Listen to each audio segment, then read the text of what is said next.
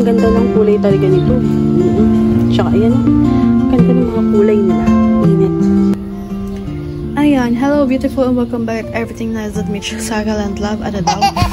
And for today's vlog is nag-bloom na at exactly 2:30, full bloom na po itong si Astrophytum variegata.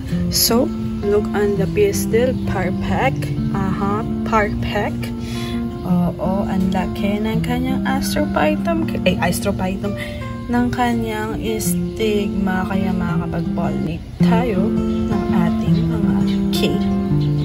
Ng ating mga variegated Astrophytum. I don't have other flower here present, so it would be self-pollination ang kinagagalit ng isa nating viewer. Ayan. So, ang ganda ng pistil. Ayan. May pollen itong aking ginagamit. Ayan. So, isqueeze ko lang siya dyan. Still, meron pa rin siyang pollen. Ayan. Ayan. And, kuha tayo. Self-pollinate natin siya. Pwede po ba? Pwede. Kung napanood nyo ang aking intro.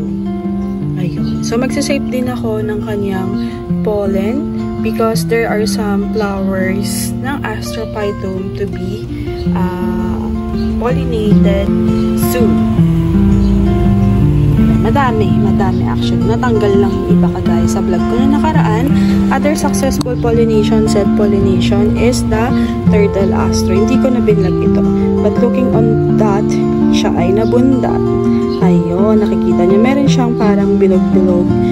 Ayan, maliit lang kasi yung flower niya. Kaya, sabi ko nga, pag maliit ang pistil, maliit ang flower, ay, basta yung pistil niya maliit lang ibibigay sa'yo. Konting seeds lang. Pero kapag malaki na pistil, bongga yan, madami ibibigay na seeds sa atin.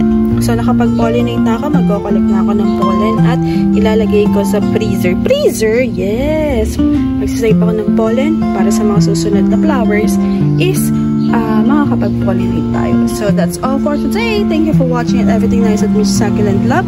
Mainit, masakit sa balat, umitim na ako. Bye!